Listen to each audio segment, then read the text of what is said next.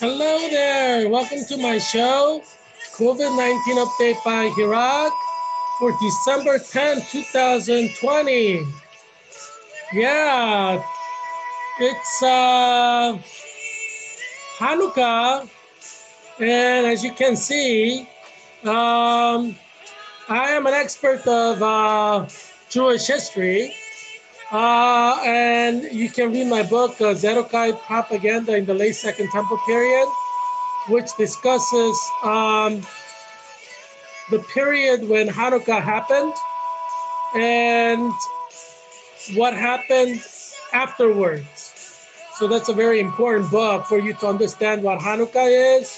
Today is the start of Hanukkah, and I also wrote the book Psalms of Solomon, a new translation and introduction, and that's a translation of the ancient Greek text of Psalms of Solomon, which is an ancient Jewish text written in Greek, although there's a debate regarding whether it was originally written in Syriac or Aramaic or Hebrew or another language. The best manuscripts we have are in Greek, but we have manuscripts in other languages. So that's Psalms of Solomon. So I translated it from Greek, and so you can read my translation of the ancient Jewish text of Psalms of Solomon. And so these are two books that are important for you to read if you want to understand what happened in Hanukkah. So since we're on the topic, I thought I would describe to you some things about Hanukkah.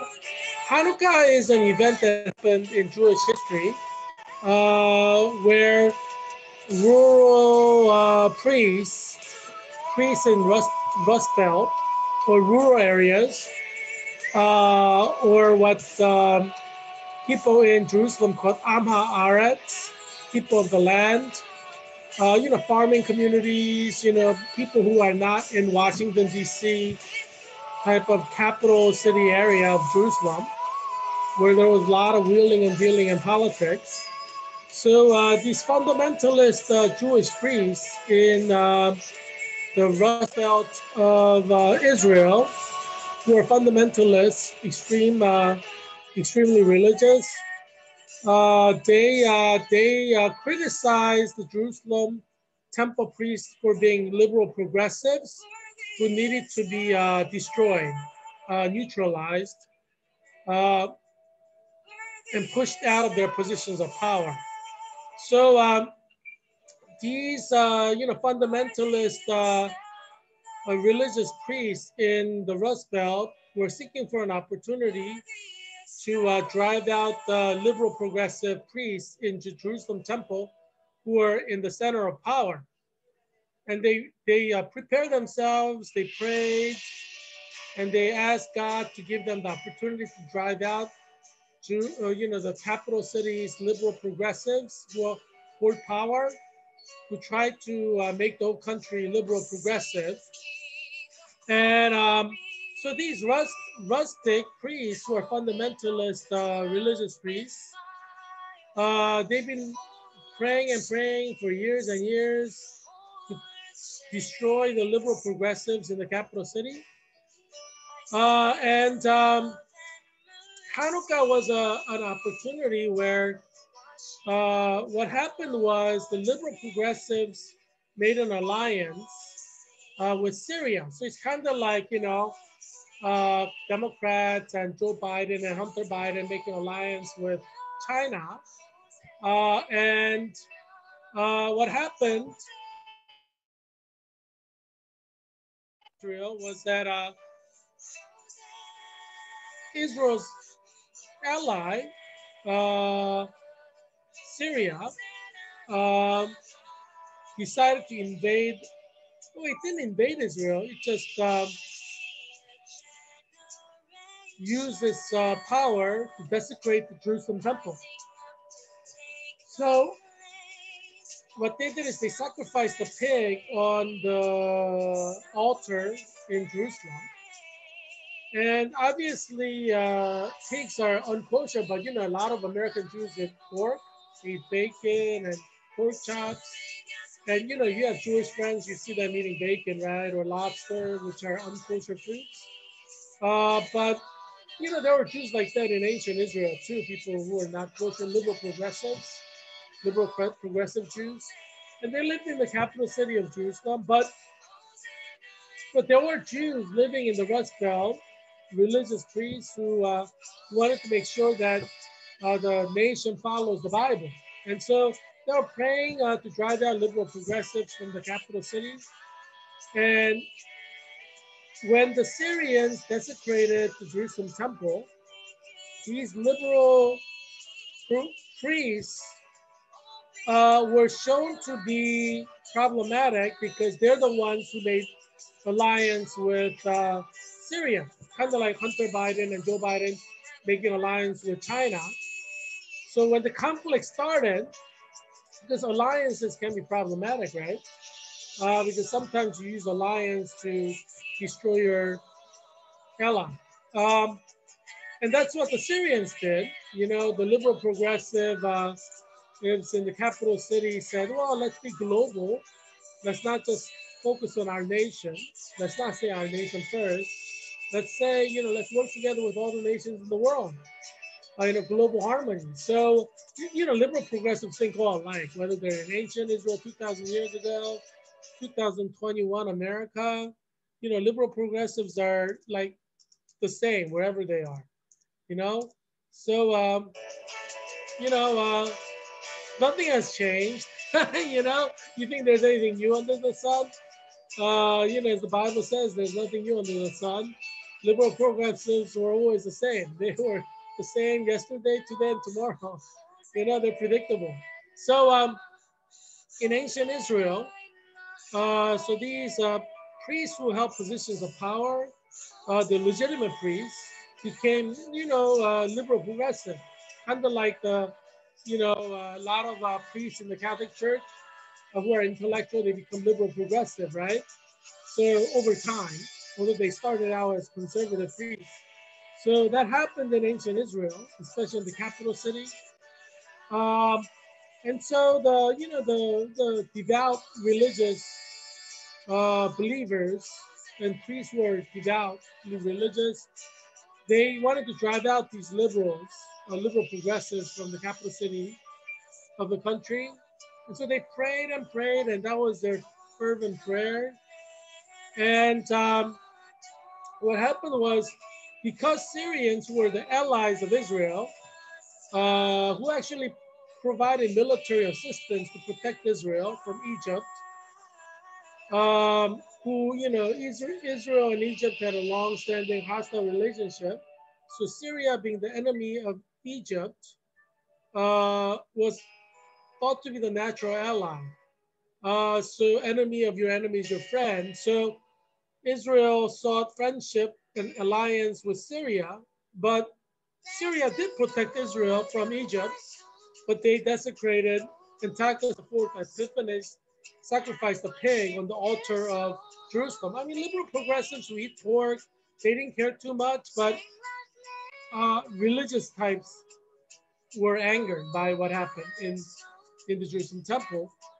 And so they armed themselves and they gathered together a people, like-minded people, and then they drove out the Syrians from the Jerusalem capital city. Obviously, Syrian army could have easily defeated them if that was their priority, but Syria is like, well, in Israel and Jerusalem, it's not really that important to us. We're just going to leave. Our army is going to leave because we don't want the headache. So Syria took their army and left, not because they could not defeat the Israel rustic priests, but they didn't want the headache. They had an empire to control, and Israel wasn't their colony. It was an independent country. It was just an ally. Sometimes allies fight, right? So that's what happened. So, however, the rustic priests, called this a victory for Israel. They drove out a massive power.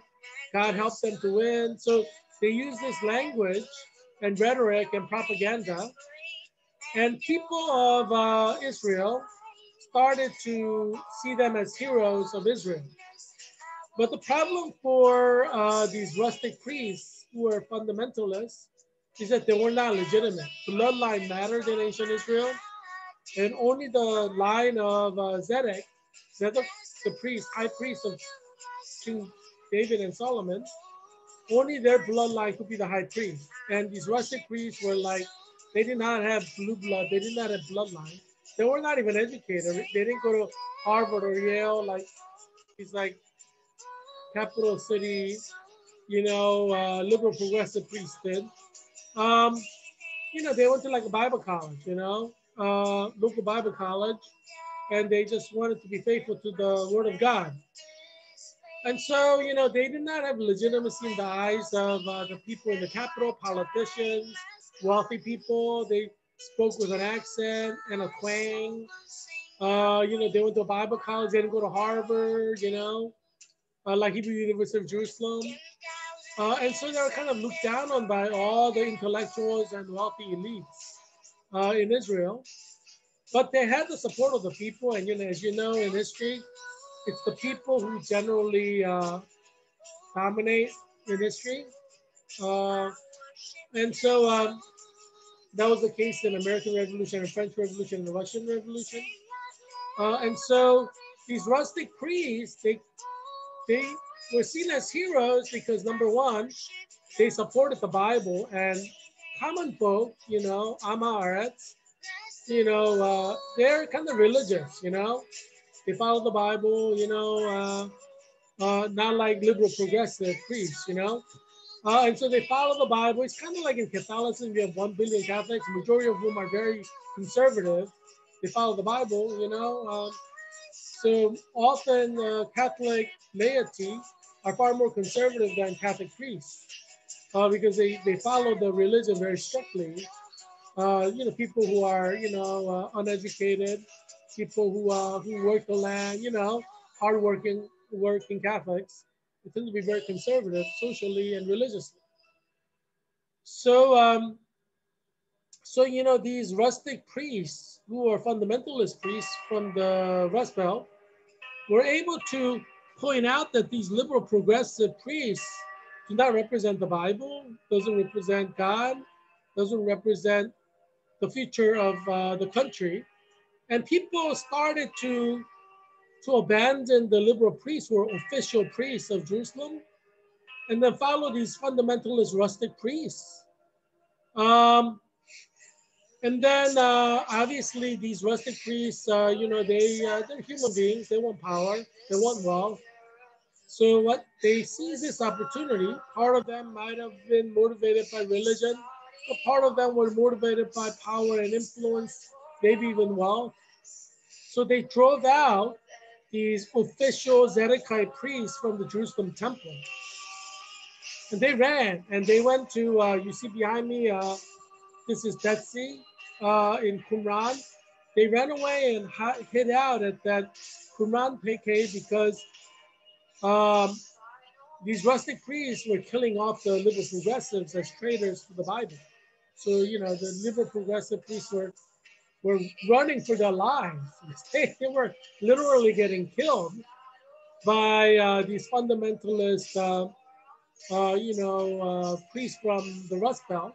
And the common people, they started to support the killing of the Rust Belt priests because, they supported the Rust Belt priests killing capital cities, liberal progressive priests, because they're like, well, you're the ones who brought this evil upon us by, not following the Bible. You're the one who brought this horror upon our people. You're the one who brought the curse of God upon our country. And so common folk in the land started to support fundamentalist, extremist priests in the country.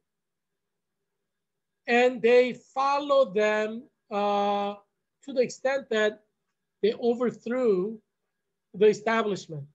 They overthrew the Washington, D.C. or capital city establishment religious leaders, theologians, priests, professors, academics. They overthrew them, and then they, they're like rustic priests or fundamentalists. So they want to kill them, and they start killing these priests who are official, and people of the land. They said they deserve to die. It's kind of like in 2016 when people cried out at President Trump's rallies, lock her up for Hillary Clinton, right? And I'm sure, Democrats are crying, lock him up to President Trump. If President Trump loses, he'll probably go to jail, I'll be surprised if he doesn't end up in jail, if President Trump doesn't win the White House. So for him, it's not just about winning the presidency, it's about his freedom. President Trump, I think, will be the first president in US history to go to prison if he doesn't end up winning the election. I think if people hated him for 4 years, the liberal progressives, they're going to do everything they could to throw President Trump in prison. There's nothing that politicians can do to stop it, because liberal progressive people want President Trump in prison. So, it sucks when you lose power, right? But anyway, so Zedekiah priests who held power in Israel for thousands of years, continuously, their bloodline, even during the exile in Babylon, Zedekiah priests held power and influence. And when they came back from Babylon, the Zedekiah priests were the ones who were instituted in the Jerusalem temple as legitimate priests. So they survived the ending of the nation for decades in the Babylonian exile, but they could not survive their own people who follow these fundamentalist, right-wing, ultra-religious priests. And these ultra-religious priests wanted to kill the liberal priests as traitors to the Bible, and the people follow them and start killing the priests. Obviously, the priests are not going to do the killing. They order the people, and people do the killing. So these, liberal progressives who are Harvard educated, the most intelligent, educated people of Israel, were being slaughtered left and right in the capital city of Jerusalem. So all these educated priests who are like Harvard educated, equivalent of Harvard educated, they ran away to Qumran and they hid out. And then they found religion. They became ultra-Orthodox when they start, because, people find religion in times of trouble.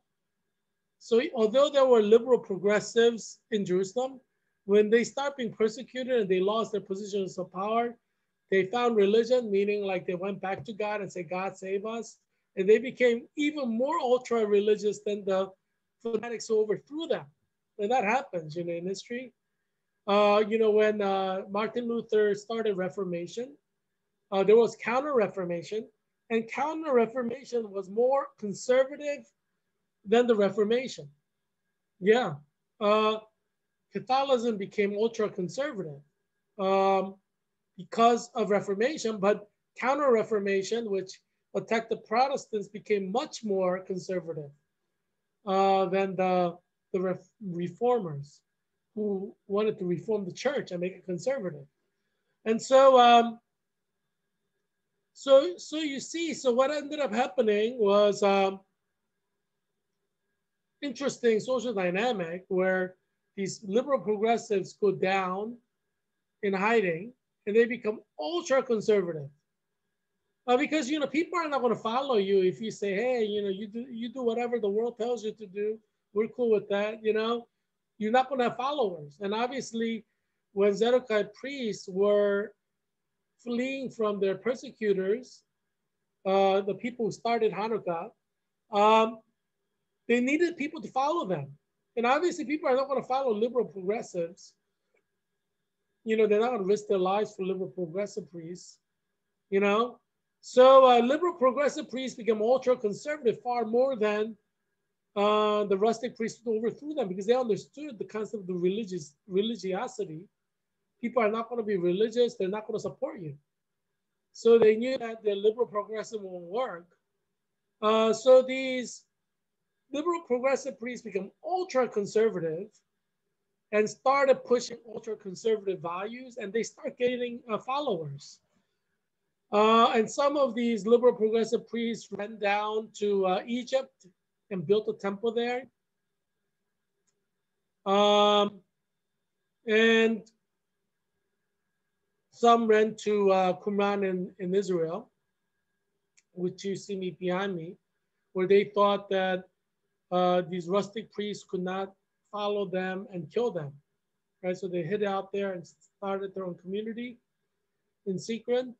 And for 2,000 years, many people did not even know that Qumran existed, right? It was discovered by the Bedouins who threw a stone.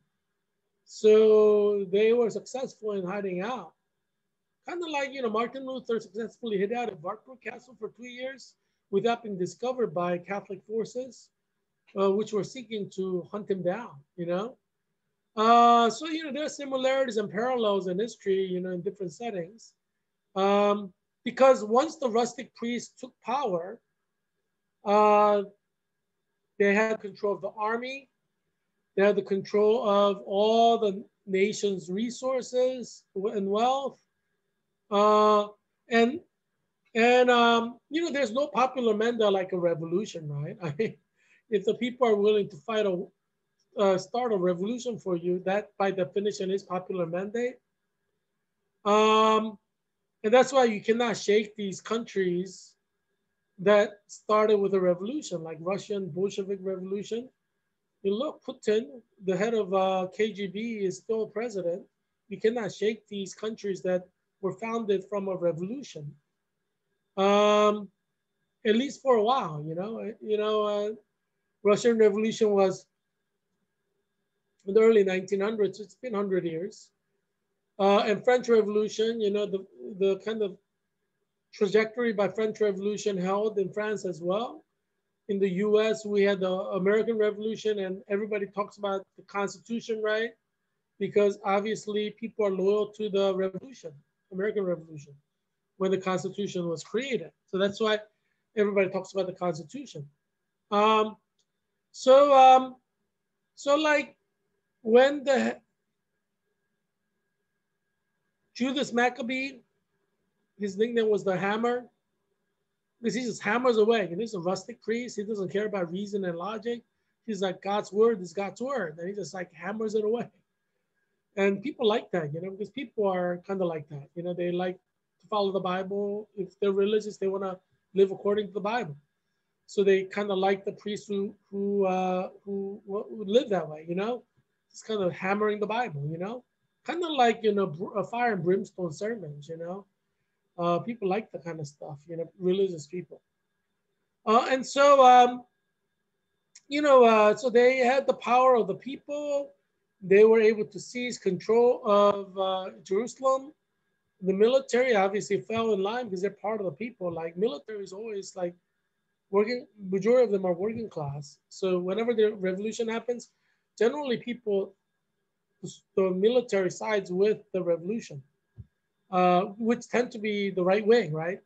Revolution is generally started by right wingers against liberal progressives, right? That was the case in France, right? The liberal wealthy progressives were overthrown by, people who are very, they're religious, Catholics who, who are socially conservative and religiously devout on a popular level, who just thought that the liberal elites were like swamp, capital swamp. And so, revolution in general, they kill the people who they target. And that happened in the French Revolution. They killed off, decapitated with a guillotine. That happened in the Russian Revolution. In American Revolution, there weren't that much bloodshed. Yeah, but it's an exception to the rule. Most revolutions, there's a lot of bloodshedding of the conquered, people. But the reason that there wasn't that much bloodshedding in the American Revolution is that it was a colony, right? So all the Brits ran away to England, so you couldn't really decapitate them once they're back in their own country. But if English rulers stayed in America, they probably would have been decapitated, you know. But situation was a little bit different in America because it was a colony. So it's like in a colony overthrowing colonizers, you know. Colonizers just leave, you know, you don't do anything to them once they leave. But yeah, so Hanukkah is celebrating the victory of the rustic priests who created a religious republic, religious state. So it's kind of like Islamic revolution. You know, Ayatollah Khomeini, through liberal progressives and people supported him. It was a popular support, and people still support him in Iran.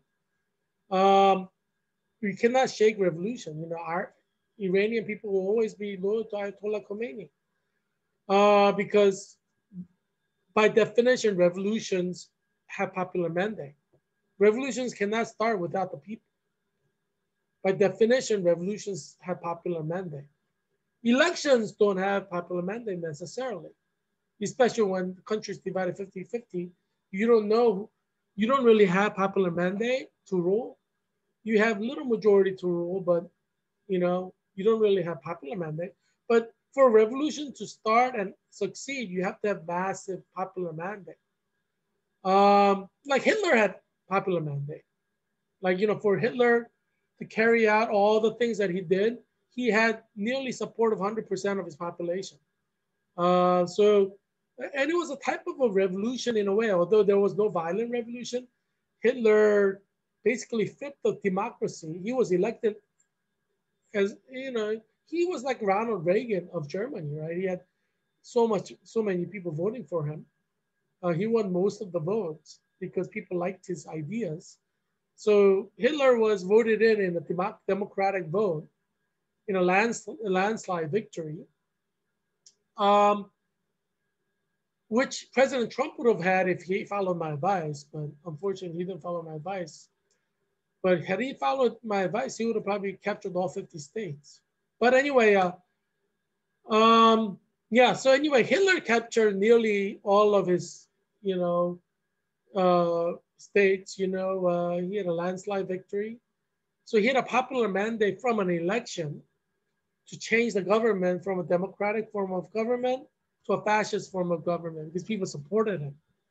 You know, it was more popular than Ronald Reagan, you know, so to speak. So, you know, it wasn't really a revolution, but it was a, you know, kind of transition. It was a paradigm shift in the government from one form of government, which is democracy, to another form of government, which is fascism. Well, that happened in several countries, right? In Italy and Spain, you know, democratic forms of government became fascist by a little bit different means. But Hitler himself had national mandate. He was voted in a landslide victory. So, you know, things like that do happen in history. You know, but, you know, unlike Russian and French Revolution, Hitler's ascendancy to power wasn't very violent because he had basically nearly 100% of the people in Germany supported him. He had popular mandate, but it wasn't a violent one. It was through election, democratic election. He got all their votes. So he didn't need to really kill off anybody because everybody supported him. I mean, he killed off Dietrich Bonhoeffer, who was a, you know, liberal progressive minister who tried to kill Hitler, you know, calling it social justice, you know how liberal progressives can get. But you know, when you try to kill a president, obviously, you know, you're gonna get the death penalty probably, you know. I mean, it was right for Dietrich Bonhoeffer to be killed for attempting assassination of your nation's leader, right? I mean, geez, it's a national security threat. So, you know, Dietrich Bonhoeffer received justice at the hand of you know, his nation, and he was executed. You know, he was executed under the justice system there. for attempting to assassinate the sitting president or sitting leader, political leader. This would happen in any country, you know. So yeah. So anyway, so basically going back to Israel, Hanukkah represents a successful revolution. But these rustic fundamentalist priests piggybacked on their victory. It's kind of like guerrilla warfare, right?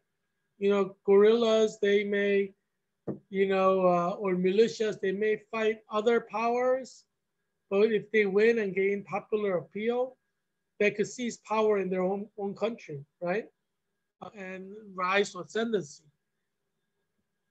And so,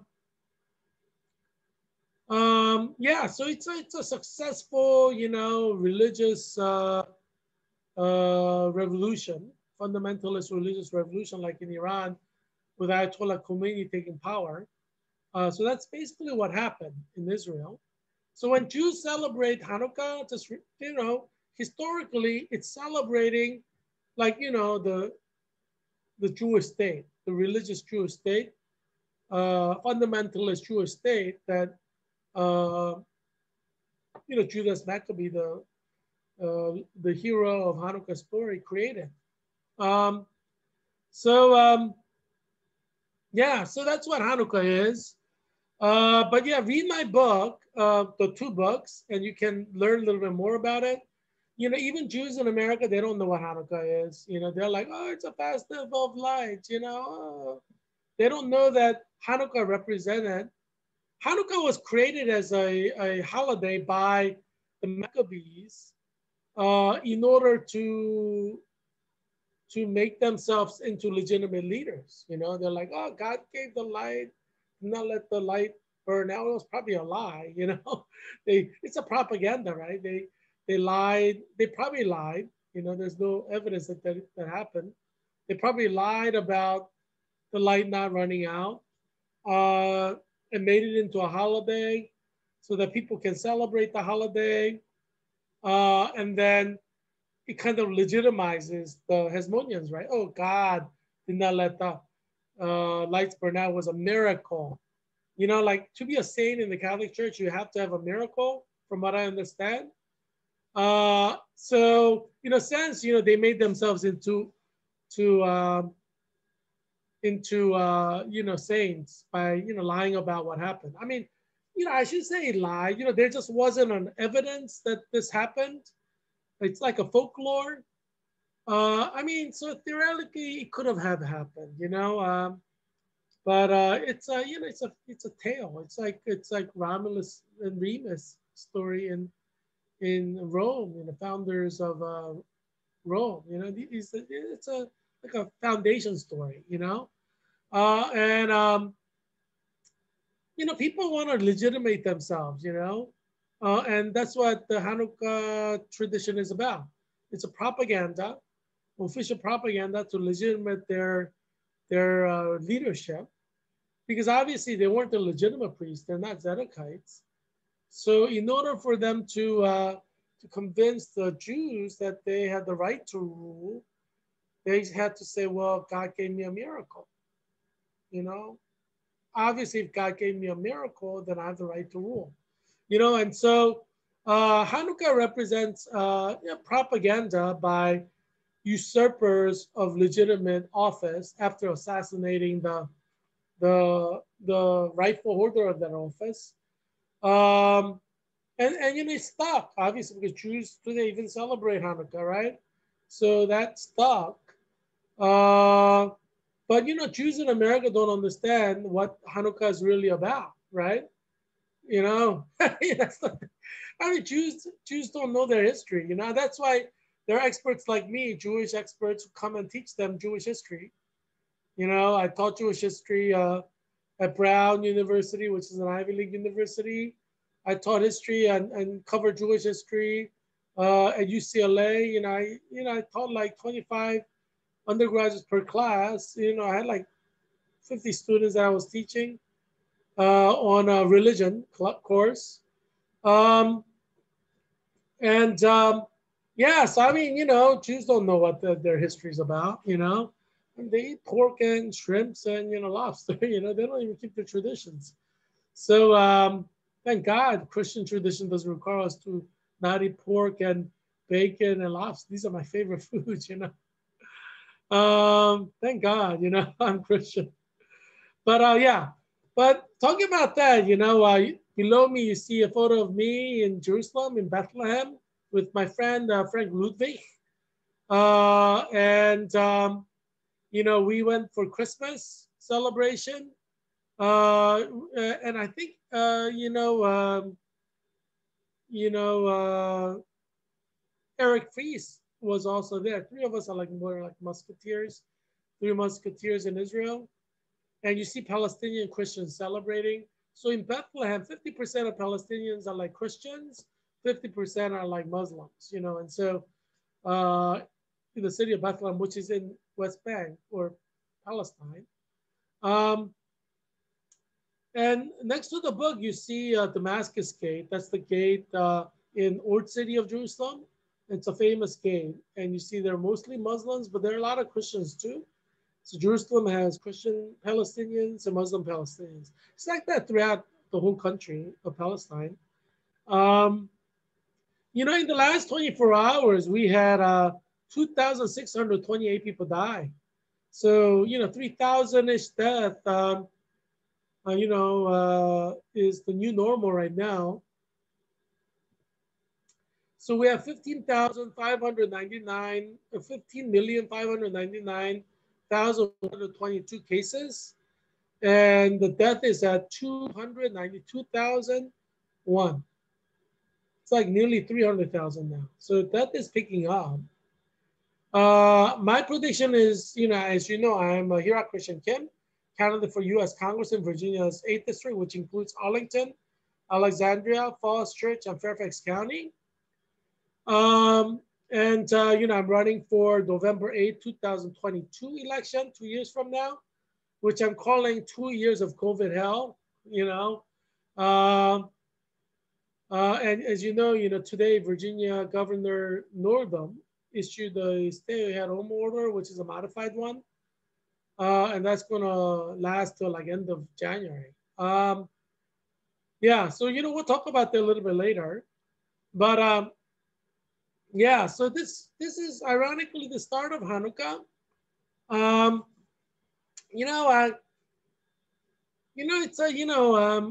wish Jews said Merry Christmas to us. I don't know what the deal is with these Jewish people like refusing to say Merry Christmas to us. We are a Christian country. We have like 330 million Americans who are U.S. citizens. Out of that, over 300 million people are Christians. I don't know what the problem is with these Jews not wanting to say Merry Christmas to us. And they want us to say Happy Hanukkah to them. I'm like, is that fair? I mean, I'm just asking you, do you think that's fair when Jews refuse to say Merry Christmas to you? Because why do they hate Christmas so much? Why do they hate Christmas so much that they refuse to say Merry Christmas to you when you're their friend, right? You've been friends with your Jewish friend for like long time. They refuse to say Merry Christmas to you.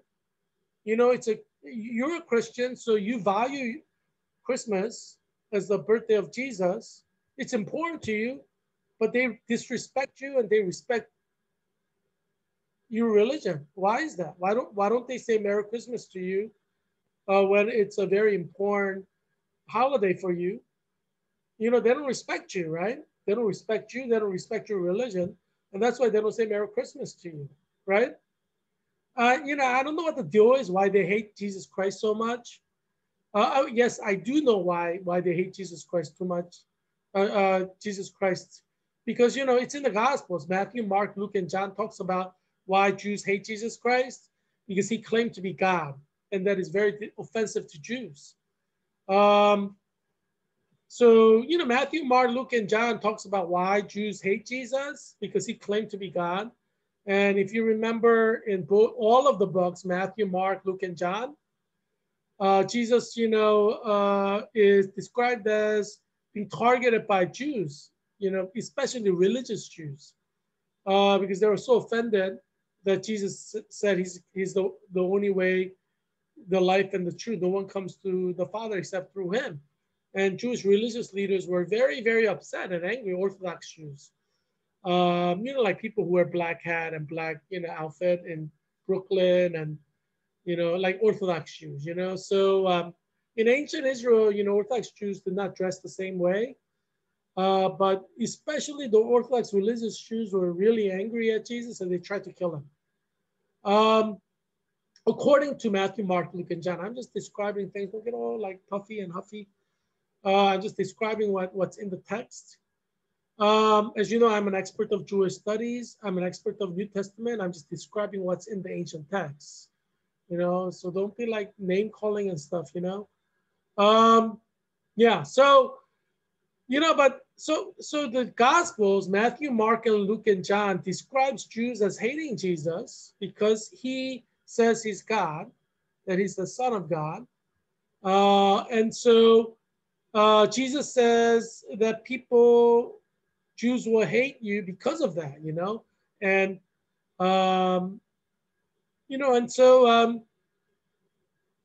so I guess 2,000 years later, nothing has changed. I mean, if you're Jewish friends are refusing to say Merry Christmas to you, it's because they hate Jesus, right? I mean, why would they not say Merry Christmas to you? Like, it's just like saying Happy Birthday to Jesus, right? I mean, they have no problem saying Happy Birthday to your brother. Like, if your brother has a happy birthday, they're like, hey, Happy Birthday to brother, tell him Happy Birthday. But how come they're refusing to say Happy Birthday to Jesus? Like, how come they're refusing to say Merry Christmas? Because they hate Jesus that much. Should you be offended? Well, what do you think? I mean, if your friend refuses to say Happy Birthday to your friend, your brother, I mean, would you be happy about that? So when your Jewish friends refuse to say Merry Christmas to you, when this is birthday celebration of Jesus, you should be offended. Right? They don't respect you. They don't respect your religion. Right? They don't respect your faith. And if you're not offended, then maybe there's something wrong with you. Right? Yeah. So, so just look for it this year in Christmas and see if your Jewish friends will say Merry Christmas to you. I have very close Jewish friends in Israel. And, some of them had trouble like getting it out, Merry Christmas. But, many of my Jewish friends wish me Merry Christmas. And I wish them Happy Hanukkah. It's about respecting me and my religion and my faith, right? And, I'm just celebrating Jesus' birthday. Why do you have to hate Jesus so much that you're not going to say Merry Christmas to me? You know what I'm saying? I'm not talking about my friends because my friends told me Merry Christmas. But maybe your Jewish friends have never said Merry Christmas to you. And then there's a problem. Why do they disrespect you so much or disrespect your religion so much that they're refusing to say Merry Christmas, but they expect you to say Happy Hanukkah, or Happy Passover, right? Or Happy Rosh Hashanah. They want you to say things to them, but they refuse to say things to you because they don't respect you. They don't respect you. They don't respect your religion. Is that right? I think this year, 2020, has to be a year where you discuss this with your Jewish friends. You have to tell them, Christmas is an important holiday for me, and it's important for me to hear it from you, Merry Christmas, because you're my friend. You need to have a talk with your friend who's Jewish. It's only right? You tell your Jewish friends Happy Rosh Hashanah or Happy Hanukkah. Why shouldn't they tell you Merry Christmas? It's not fair. Why should they not respect you like that? You see what I'm saying? So this year, 2020, has to be the year that you confront, maybe not confront, that's a strong word, but you discuss with your Jewish friends, why do you refuse to say Merry Christmas to me when Christmas is an important holiday for me? You need to, if you're friends, you should talk about these things, right? Yeah, you need to talk about it because obviously they don't respect you and they don't respect your religion. right? That's why they're not saying Merry Christmas. They don't want you to play Christmas music, right? Because they don't respect you and your religion. I mean, why should that be okay? That's not okay. That's not okay at all. Yeah, so you need to talk to your Jewish friends. It doesn't matter, where you are in America. You need to talk to your Jewish friends about this, right? You can't, you know, you cannot just let this slip, right? Because your friends should respect you and your identity as a Christian. They don't respect you. They don't respect your identity as a Christian, and that's just wrong, right? Um, yeah. So 2020 should be a year when you talk to your friends who are Jewish, who never said Merry Christmas to you. You know, why don't you respect me and my religion? You need to talk about this, right? Because you probably said Happy Rosh Hashanah many times. How come they don't say Merry Christmas to you? It's just disrespectful. No respect for you. Yeah. So yeah, I think it's important for your mental health as well to understand that your Jewish friends respect you and your religion, right? I mean, these are difficult times, COVID-19. And, many Christians have pent up anger against their Jewish friends because they refuse to say Merry Christmas to them. So I don't think pent up anger is a good thing. I think you just need to discuss this with all your Jewish friends. Why don't you say Merry Christmas to me?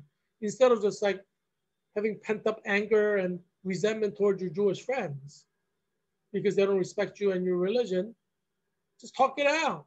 I mean, it can't be that hard for them to say Merry Christmas to you because they understand it's important to you, right? So just talk it out. So you don't just have this resentment building up inside against your Jewish friends, which probably isn't very healthy for you either, right? Yeah, so I'm just looking out for you and your mental health, for your emotional well-being. I went to Georgetown University, which emphasizes cura personalis, treatment of the whole person. So, I care about these things. I care about you as a whole person who may not say anything, but you may have like resentment against your Jewish friends who never says Merry Christmas to you. I understand that, people are like that, right? If somebody doesn't tell you happy birthday on your birthday, you probably be mad. Or if you tell somebody, oh, it's my brother's birthday tomorrow, and your friend doesn't say anything, you'd be mad, right? Even though you may not say anything, right? You have resentment inside because you expect your friend to say, oh, happy birthday to your brother or something like that. You see what I'm saying? So Christmas is like that too. Yeah. So I'm just looking out for you and your well-being. Because you're not just, biological, you're cultural, you're a religious being, you're a spiritual being, you have many dimensions to you that are important to your identity. And I understand that. Yeah, so let's go through top 5 cases in Middle East. Number 1 is Iran with 1,083,023 cases. Death at 51,496, 5% death rate. And Iraq is 571,253 cases, and death is at 12,526, 2% death rate. Saudi Arabia is at 359,415 cases, and their death rate is at 2%. The number is at 6,012. Israel has 352,397, and at 0.8% death rate, 2,961 deaths.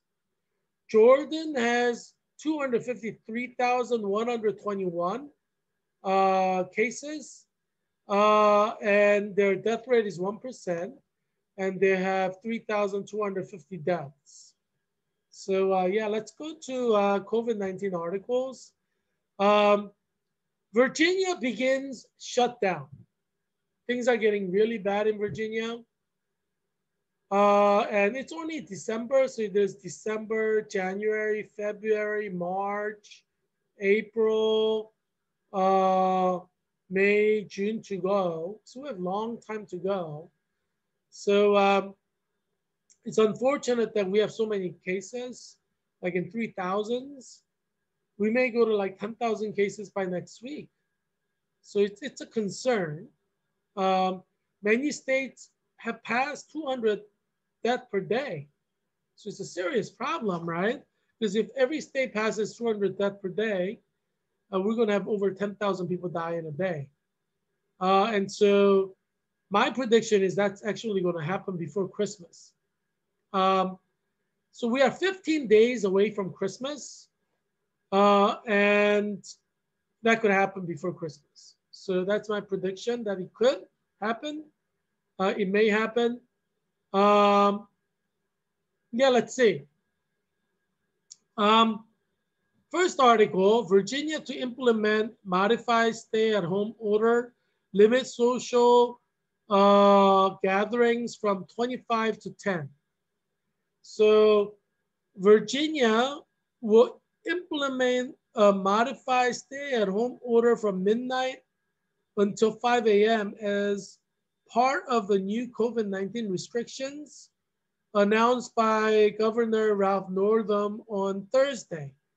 The new modified stay-at-home order will go into effect starting Monday, December 14, and will last until January 31st, 2021, unless rescinded or amended. You know, a lot of Korean pastors will be happy because they could have the church service at 5 a.m. or 6 a.m. Prayer meeting. Koreans have daily prayer meeting at 6 a.m. So this will allow them to do that, 365 days a year. So I guess Korean pastors will be happy that it's from 12 to 5. So they could have the prayer meeting at 6 throughout Virginia.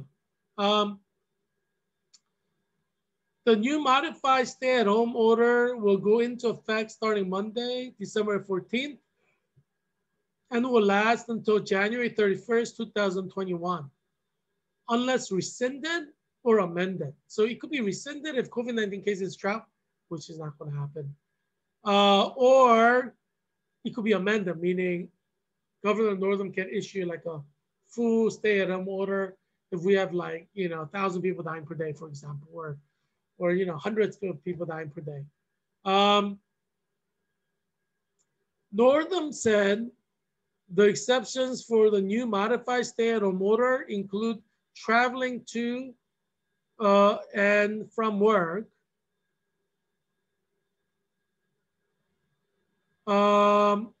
exceptions. Northam said the exceptions for this new modified stay-at-home order include traveling to and from work. Because some people work, from midnight to 5, right? Some people have graveyard shifts. So that makes sense. Virginia's limit on social gathering will be dropped from 25 to 10 people. This does not impact restaurants, churches, or educational settings. Okay.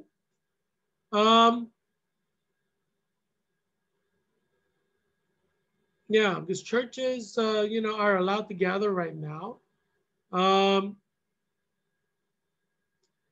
Because religion is important to people. People are willing to die for their religion. But schools should close because school is, people are not going to die for their school. You could always learn at home. It's not that necessary to meet in person in school. As you know, I've been calling for 100% online education from the summer to save Virginian lives. Meeting in person is not necessary to have good education. Second article, Virginia to set curfew as strict mask mandate. The article, significant bits, states Northam is expanding the state's longstanding mask requirements to include outdoor areas where social distancing is impossible, and all indoor areas shared with others except for households. The current mask mandate requires only that masks be worn in indoor public settings. Northam's directive aims to slow the spread of coronavirus at a time when the state, like much of the country, is seeing an increase in COVID-19 cases. Virginia is faring better than many other states, but has reported more than 3,000 daily cases in recent days, and its total coronavirus related death count stands at more than 4,300. Hospitals in the state's Southwest have struggled with capacity. I mean, you're lucky because I worked hard for 3 months to lobby to close down Virginia 8th District Public Schools, Arlington County Public School, Alexandria City Public School, Fairfax County Public School, and Falls Church Public School. And so they closed, went online from August. And so that has helped to keep the cases down because COVID-19 spreads through in-person contact in the classroom, right? That is probably the greatest spreader of COVID in Virginia. Not all schools went online. Yeah, and that's why, the third article, makes sense, right? I'm glad that they're coming to see my position. Virginia Education Association, that's the association made up of all the teachers, right, in Virginia, calls for classrooms to close across the state as COVID cases spike. Governor levies new restrictions. And that was in Richmond Times Dispatch. And the quote from there is, over the past week, Virginia has averaged 3,521 COVID-19 cases per day, an increase of 41% from the average 2 weeks earlier. Association President James Fetterman said in a statement. The numbers don't lie. And that's what I always say, right? Numbers don't lie. So I'm glad that, President James Fetterman's been paying attention. The numbers don't lie. And the human toll behind each of those numbers demand that we pause in-person learning until the situation rights itself. That's what I've been saying since August. To prevent that, we need to have 100% online classes. You see, I'm the voice of reason here. I am proven time again to be right. If 100% of the schools in America went online from the very beginning, we would not be where we are. There are countries in the world where there's zero COVID-19 death. We needed to flatten the curve. Until we flatten the curve, we needed to go 100% online education. You see what I'm saying? I mean, if there are no cases, you could meet in class. But there are cases, the curves are high, there are daily deaths that were in the thousands in August. Obviously, you're not going to open schools when you have 1,000 daily deaths in the country. It's logical, right? If you have zero death in the country, you can open schools because there's nobody spreading COVID. But when you have 1,000 deaths from COVID in August, the rational thing to do is not open schools. And this is where Dr. Fauci was wrong. So I blame Dr. Fauci for all these cases for calling schools to open. So that was absolutely wrong from a public health perspective. But I understand where some politicians are coming from. I think they were shocked by the protest of George Floyd, and they don't want a repeat of that. So what they're thinking is, we're willing to risk death, even of teachers, of the students, of the parents, to prevent George Floyd protests, that kind of protest from happening nationally. That's why they're keeping the schools open. I'm the Leonardo da Vinci of 21st century, so I understand why politicians do what they do. The biggest thing that they fear, these politicians, is a mass protest like the George Floyd protests, whether Republican or Democrat. That's why Democrats and Republicans are keeping the schools open. They don't want another protest like that nationally.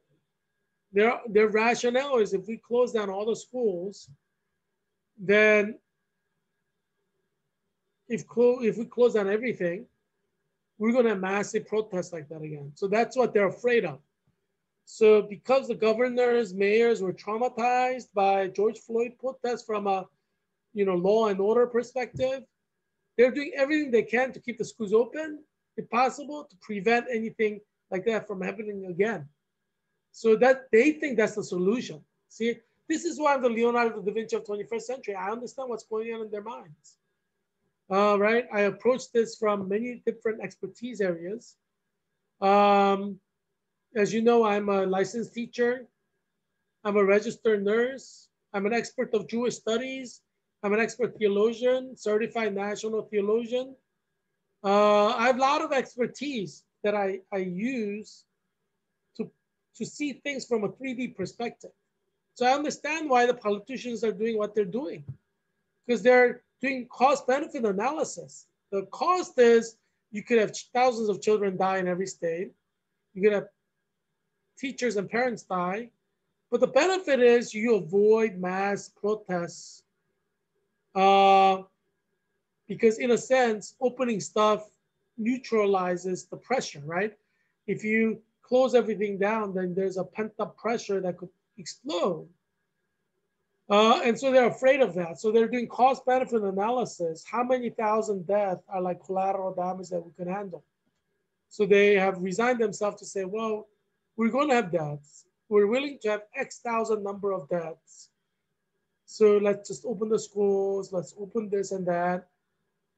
Because we're willing to live with a few thousand deaths. That's what the governors are thinking. That's what the mayors are thinking. And that's why there are. For me, I'm Heerak Christian Kim. I'm running for Congress in Virginia's 8th District. I think 0 death is the best way to go. Even 1 death is unacceptable. So for me, I understand, like the other politicians, that there could be another massive nationwide protest like George Floyd protests. But I don't think that kind of civil unrest should be the reason why you jeopardize any life. That's my logical reasoning. I've considered everything. I understand that there is a chance of a nationwide civil unrest. That is a possibility. And it could be violent this time, much more violent than the first time, because it was mostly peaceful, with the burning of cars and stuff like that. But even so, I don't think death of citizens is worth it. That's my logic. That's why I worked so hard to close down all the public schools in Virginia's 8th District: Arlington County Public Schools, Alexandria City Public Schools, Falls Church City Public Schools, Fairfax County Public Schools, right, in Virginia's 8th District. Because I think 1 death is 1 death too much. And that's why I've been focusing on life. But other politicians are not like that, They want economy to do well. Some politicians think that education is worth having thousands of children risk their life and die. I don't think so. And I think that you can do 100% online and not compromise educational value. So I don't think it's compromising educational value. It's just shifting the mode of education. But some politicians don't think that you can do online education as well as in-person education. And I think that's just the backward 19th century thinking, But I am an educational leader, so I understand what's possible and what's not in education. Whereas, your run-of-the-mill politicians may not. And then there are politicians who fear civil unrest, breaking of law and order, far more than they fear anything else. So, so you see why we are where we are. We are here because majority of the politicians are not prioritizing your life. They're prioritizing either economy, education, or like law and order. So they're not focused on saving your life. I am focused on saving your life. So that separates me from other politicians. But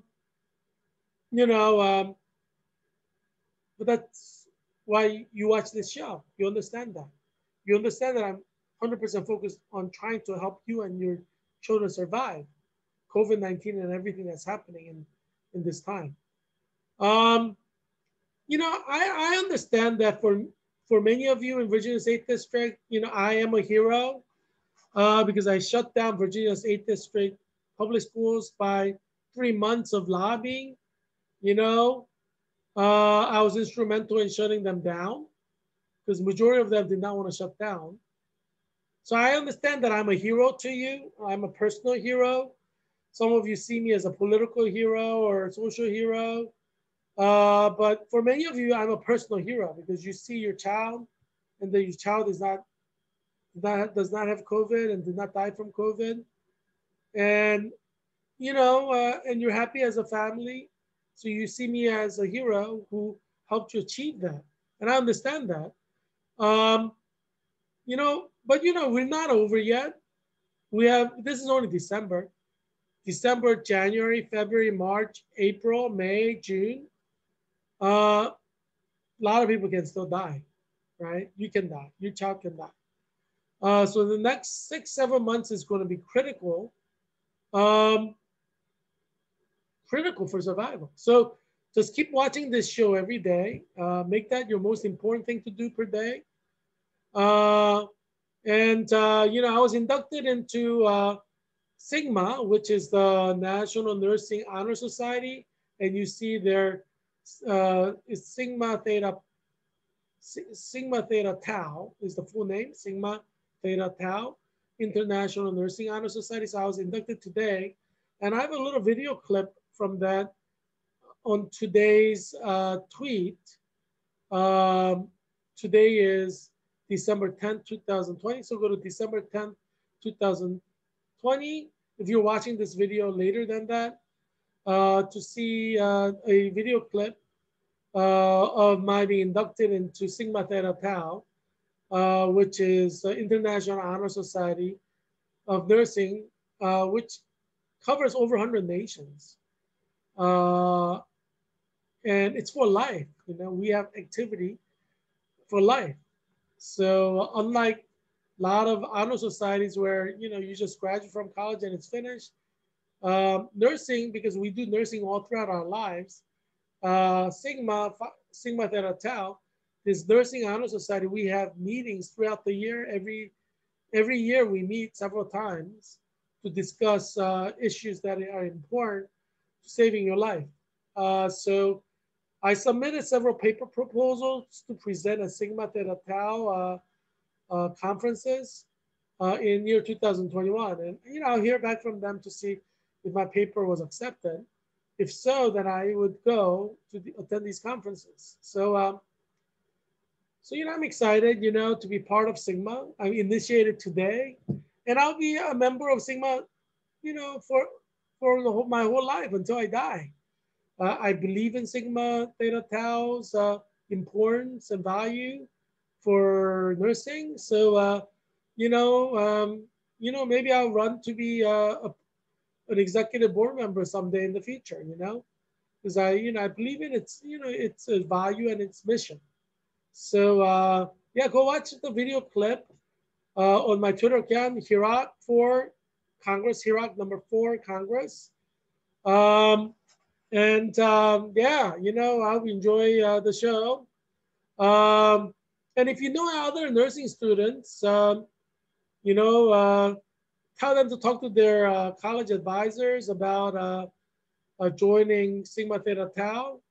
You have to have certain grade point average, and you have to have done certain X number of things. So it's not easy to get inducted. It's very hard. It's a great honor. So I'm very honored. I'm very happy that I was inducted today. I ordered my jacket, Sigma jacket, with that insignia. Sigma Theta Tau, but we shorten it to Sigma. So I'm waiting for my jacket to arrive, So I'm looking forward to receiving my jacket and wearing it,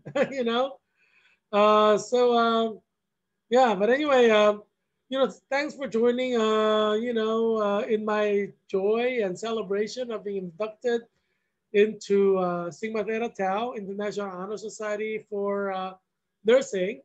It's a great honor, and it's, you know, um, yeah, I mean, I'm a great nurse, so obviously I should be inducted.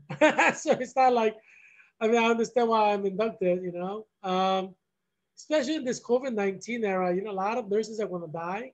A lot of Sigma nurses will die. And I'm a Sigma nurse now. After being inducted, I can call myself a Sigma nurse, which is a great honor, right? It's one of the, like, maybe the highest honor you could say as a nurse. I'm a Sigma nurse. It's kind of like, um, hospitals being designated as, you know, uh, Magnum hospitals, which is the highest honor for nursing in the hospital. Being a Sigma nurse is like the highest honor for a nurse, because it's the International Honor Society of Nursing, yeah, Sigma. So, yeah, so I'm happy to be a Sigma nurse. You could just call me Heerak the Sigma nurse. Heerak the Sigma nurse. Oh. Heerak the Sigma nurse. Yeah. Heerak the Sigma nurse. Yeah. So anyway, I'm wearing my nursing pullover from Georgetown University. I want to do a cheer for my CNL members. CNL 2020, yay! Especially those of you who are also Sigma members, yay! Oh, I'm happy as a clam today, being inducted into Sigma. Yeah, so yeah, it's not like it's a great honor. Not everybody gets to be in the honor society, right? In any profession, so it's a great honor. Yeah. So anyway, yeah, you're lucky that a Sigma nurse who's also a CNL is bringing you all this important content to help you survive COVID-19. Aren't you lucky? You should be lucky and happy as a clam, So you're very blessed that this show exists. So don't forget to tune in tomorrow, because this is where you're going to get the truth.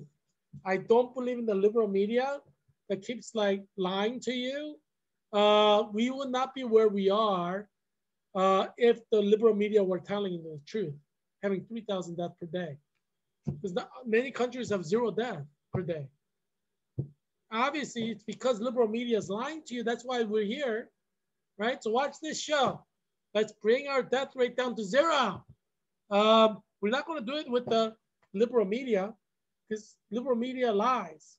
Yeah, I don't trust the liberal media. Neither should you. But I'll keep bringing truth and content that you need to survive COVID-19 on this show. So don't forget to tune in every day to this show. Tell everybody you know to watch every day, so that they too can survive COVID-19, they and their children. I hope that you'll be well and that your children will be well too. Bye.